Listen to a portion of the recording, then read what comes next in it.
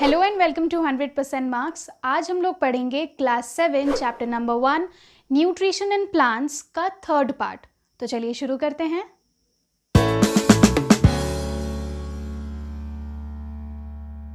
इस चैप्टर के first video में ही हम लोगों ने देखा था कि प्लांट्स का न्यूट्रिशन ऑटोट्रॉफिक भी हो सकता है और हेट्रोट्रॉफिक भी हो सकता है।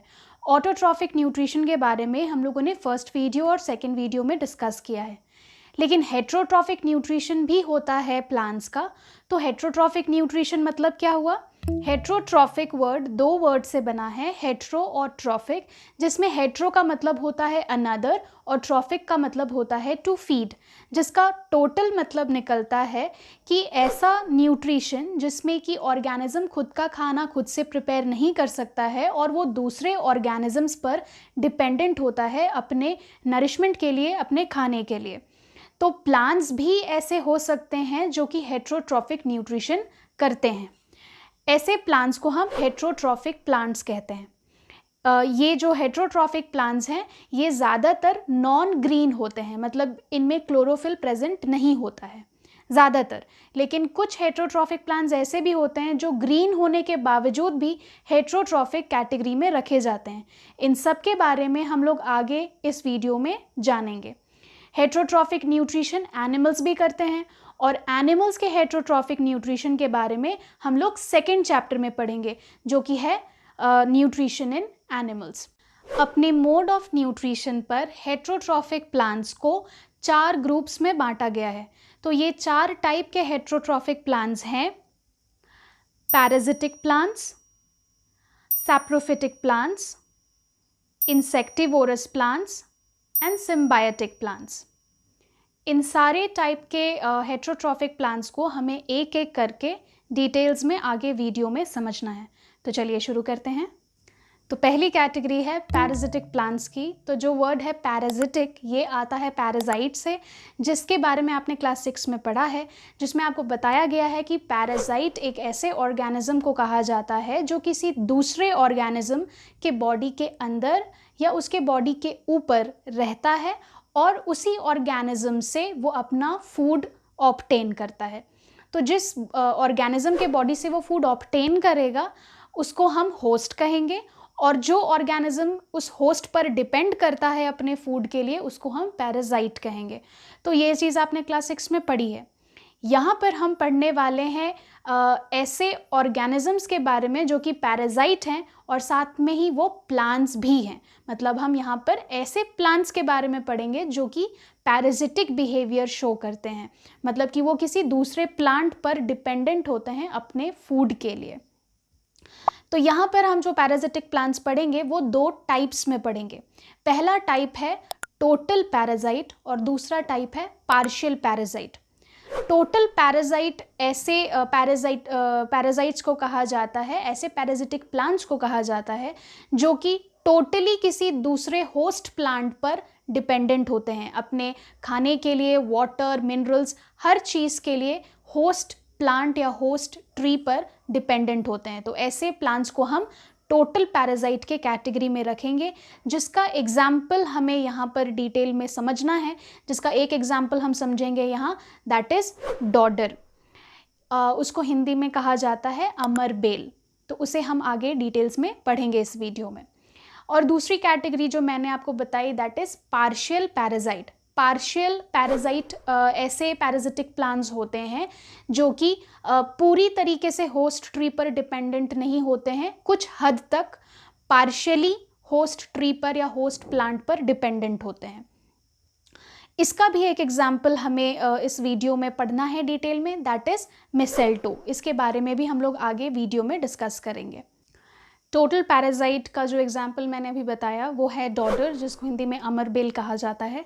डॉडर का कलर अगर आप देखेंगे तो वो येलोइश कलर का होता है, मतलब कि वो ग्रीन कलर का तो बिल्कुल नहीं होता है। और ग्रीन कलर नहीं है इसका मतलब कि उसमें क्लोरोफिल प्रेजेंट नहीं है, मतलब कि वो फोटोसिंथेसिस नहीं कर सकता है और अपना खाना खुद से प्रिपेयर नहीं कर सकता है। तो इसका मतलब ये टोटली दूसरे किसी होस्ट ट्री पर या होस्ट प्लांट पर डिपेंडेंट होता है। इसीलिए देखा जाता है कि डॉडर हमेशा ग्रीन कलर के प्लांट्स या ट्रीज़ के ऊपर उगता है, ग्रो करता है और इसके जो स्टेम्स होते हैं वो बिल्कुल पतले धागे जैसे स्टेम्स होते हैं, थ्रेड लाइक स्टेम्स होते हैं और वो पूरी तरीके से किसी होस्ट ट्री के स्टेम के ऊपर या रूट्स को पूरी तरीके से कवर कर लेते हैं, उसके ऊपर खुद को वो लपेट लेता है। जब ये येलो कलर के स्टेम्स होस्ट ट्री के स्टेम्स के ऊपर जब ये खुद को लपेटना शुरू करते हैं तो कुछ टाइम के बाद in yellow thread like stems से हॉस्टोरिया डेवलप होने लगता है। अब ये हॉस्टोरिया क्या है? हॉस्टोरिया एक तरीके से हुक लाइक स्ट्रक्चर्स होते हैं, हुक के आकार में एक स्ट्रक्चर्स वो बनाना शुरू करते हैं और ये हॉस्टोरिया जब डेवलप होता है तो इसका काम बस इतना है कि ये डॉडर को मदद करता है कि वो होस्ट ट्री से न्यूट्रिएंट्स को सोखना शुरू करे।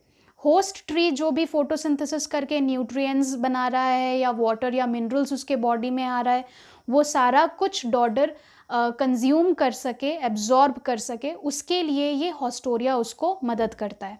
मतलब एक तरीके से हॉस्टोरिया सकर्स के जैसे काम करता है, सोखने का काम करता है। न्यूट्रिएंट्स सोखने के लिए एक स्ट्रक्चर है जो कि डॉडर डेवलप करता है अपने स्टेम्स में और इस हॉस्टोरिया के वजह से ही डॉडर सरवाइव कर पाता है और किसी भी होस्ट ट्री के ऊपर अच्छे से ग्रो कर पाता है।